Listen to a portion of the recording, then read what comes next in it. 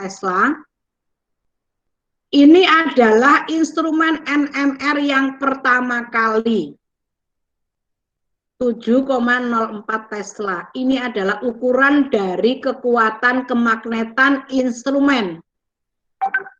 Ini generasi pertama. Nanti ada generasi kedua, 2 kali lipatnya B0-nya ini. Ya, 14,08 Tesla. Mengapa dan bagaimana, saudara bisa pelajari di buku yang nanti akan saya berikan. Ini adalah alasan-alasan ilmuwan mengapa harus membuat instrumen dengan kekuatan kemagnetan 7,04 Tesla.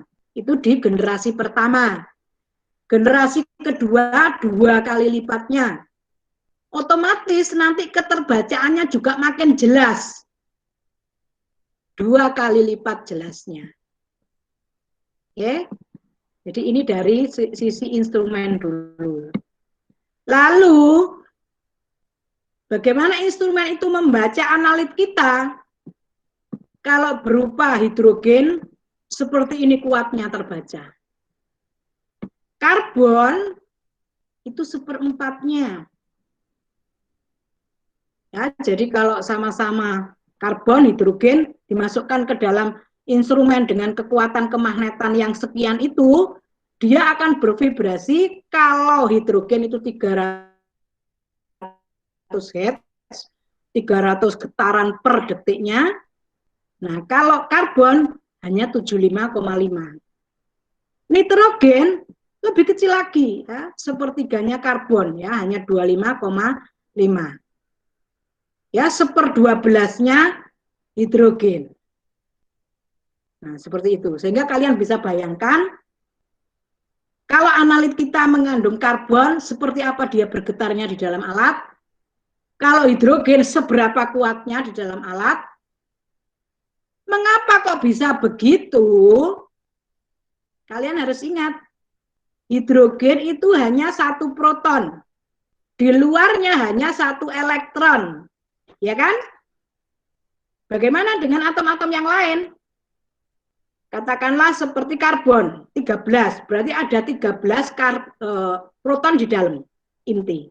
Di luarnya, ya, berkeliaran ada juga 13 atau 12, ya. Kalau dia karbon 12, ya 12. Kalau karbon 13, ya 13, supaya tetap 0.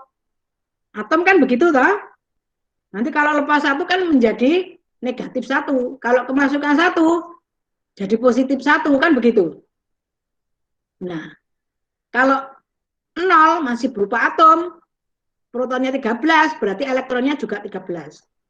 Nah, kalian bayangkan, padahal yang dibaca oleh instrumen adalah intinya, tapi di sana banyak elektron berkeliaran yang juga mengganggu. Nah, sehingga inilah juga yang menyebabkan vibrasi yang tertangkap oleh instrumen itu menjadi makin kecil dengan keberadaan elektron-elektron. Ini nanti yang kita kenal sebagai efek saringan, yang juga memberikan dampak bagaimana instrumen ini mencatat frekuensi vibrasi dari proton yang ada di dalam analit kita. Ya, proton itu di tengah. Lalu di luarnya ada elektron-elektron. Nah, lalu di luar sana itu adalah kemagnetan yang dimiliki oleh instrumen. Gitu. Paham ya?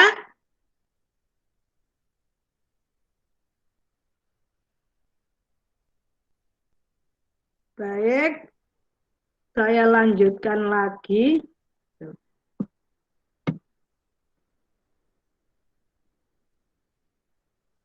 Gambaran ini saudara resapkan di dalam pikiran nanti terkait dengan analisis-analisis kita berikutnya, ya.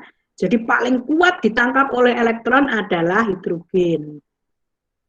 Paling kuat ditangkap oleh instrumen adalah hidrogen, ya.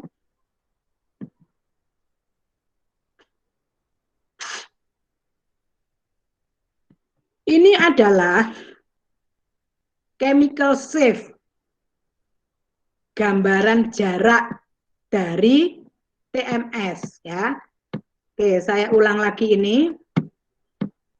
Jadi jarak antara puncak analit kita ini dengan TMS ini kita sebut chemical safe. Ya. Makin dekat ke sini tadi yang hidrogennya makin banyak. Kalau hidrogen makin banyak, itu lawannya elektronnya makin sedikit. Jadi nanti kalau molekul-molekul kita itu elektronnya banyak, maka dia akan ada di dalam suatu tempat yang makin jauh dari TMS. Kalau hidrogennya makin banyak, makin dekat. Ya, itu nanti hubungannya dengan persamaan ini. Ini adalah efek saringan akibat dari jumlah elektron. Kalau elektronnya makin banyak, efek saringannya makin banyak. Maka satu dikurangi dengan sesuatu yang makin banyak, hasilnya makin sedikit. Ya, seperti itu. Oke. Sehingga frekuensi yang ditimbulkan makin mengecil. Ya. Jadi frekuensi yang ditangkap oleh instrumen kalau elektronnya banyak, itu frekuensinya makin kecil. Gitu. Oke. Nah, lalu itu kita aplikasikan kepada contoh lain dari instrumen. Ini adalah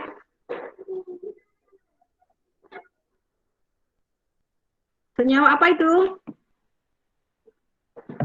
Metil asetat. Metil asetat itu seperti apa? Seperti apa?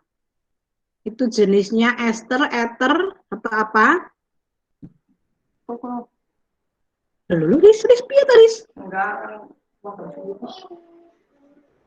Kue ketok lo, tertangkap lo.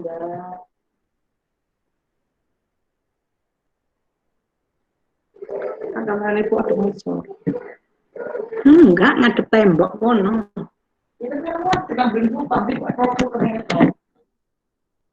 Ya, ini adalah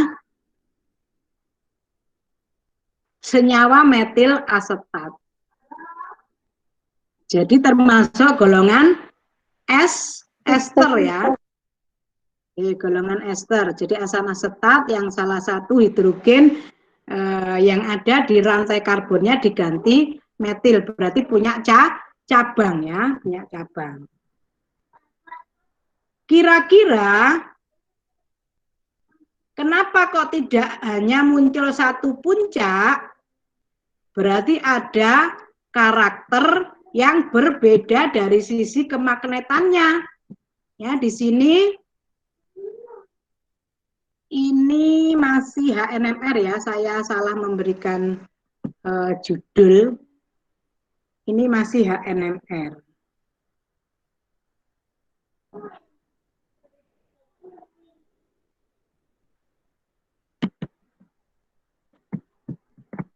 Ya, jadi HNMR.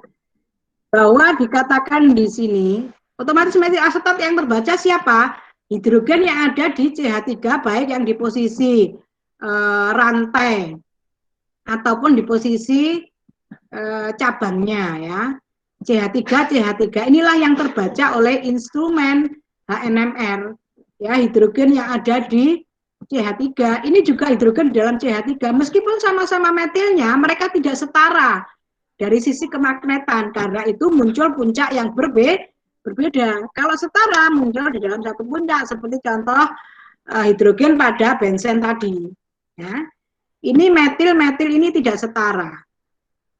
Nah, mari kita perhatikan kenapa metil yang ini yang dekat dengan TMS, CH3 yang terikat pada karbonil itu yang terdekat dengan TMS. Kenapa kira-kira? Karena metil ini terikat pada karbon. Sedangkan metil yang satunya terikat pada oksigen. Ya, oksigen lebih kaya elektron. Karbon tidak lebih kaya. Sehingga dia lebih dekat pada TMS.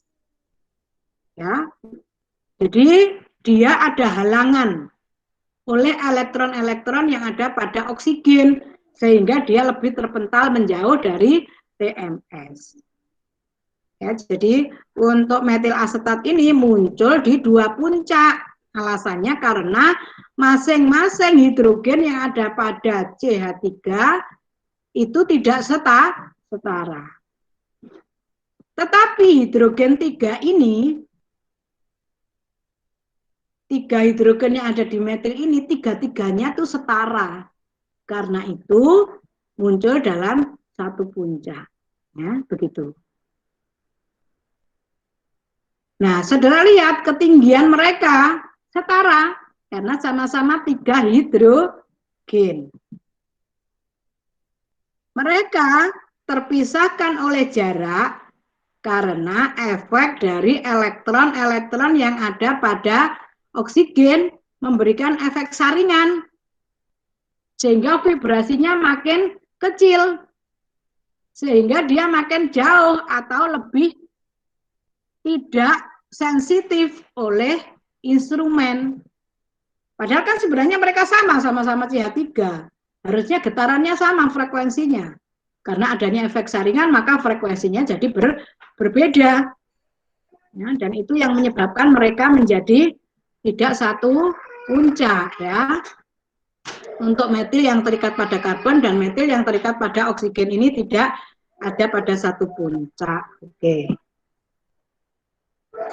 Kira-kira sampai di sini saudara merasa jelas atau bagaimana? Ada yang bingung? Boleh bertanya ya, boleh bertanya. Oke, silakan saya beri kesempatan saudara bertanya.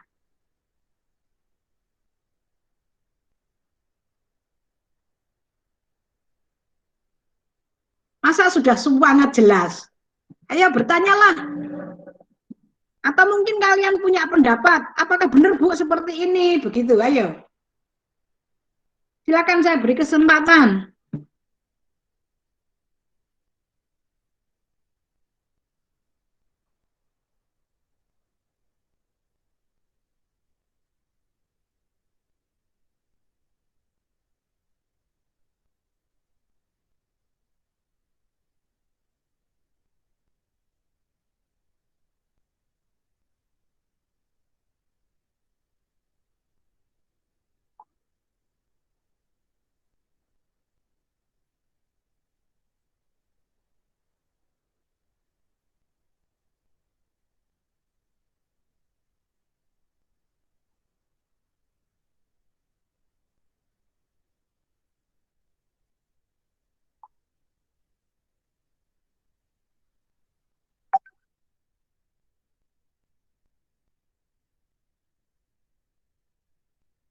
Baik, kalau tidak ada yang bertanya, untuk perkuliahan kali ini saya cukupkan sekian karena saya sudah diundang Pak Karmen untuk rapat.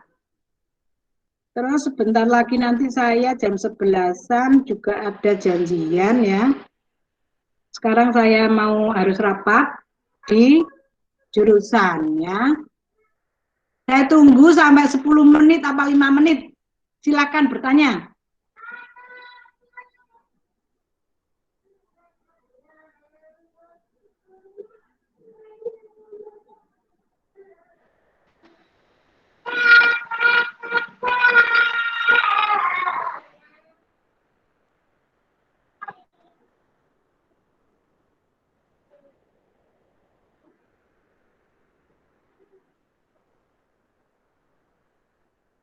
Baik, kalau tidak ada yang bertanya, saudara saya berikan textbook, silakan jangan keluar dulu dari grup ini, lanjutkan sampai selesai waktu tatap muka kita ya. Selesaikan dengan diskusi buku yang akan saya berikan ini ya. Baik, saya melalui ketua kelas membagikan ya.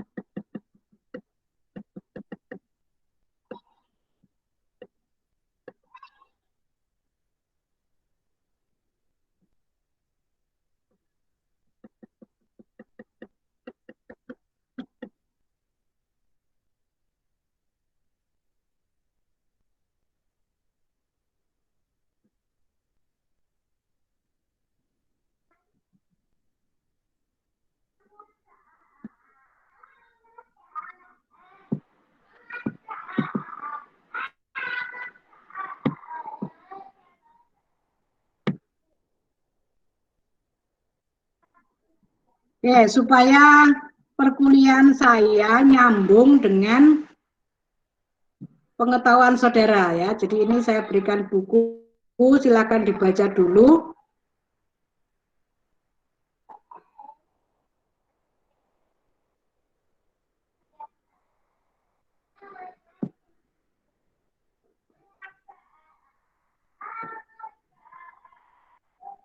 Nah, masih munyer.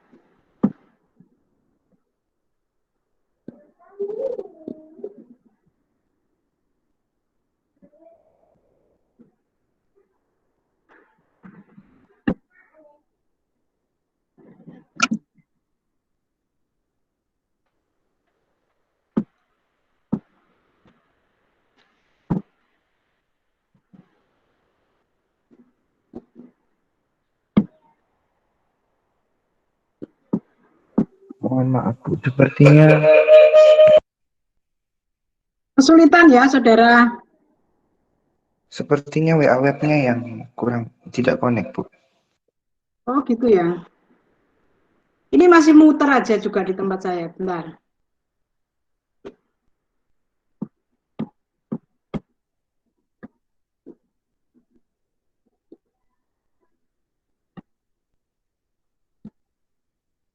Oke, sambil ini apa sharing apa file, saudara bisa menanyakan. Masa nggak ada yang ingin bertanya?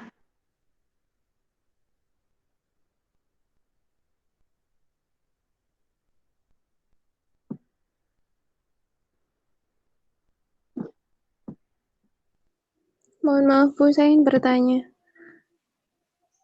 Ya, silakan. Bagaimana Bu cara menentukan banyaknya signal C13 NMR dari suatu senyawa? Banyaknya sinyal.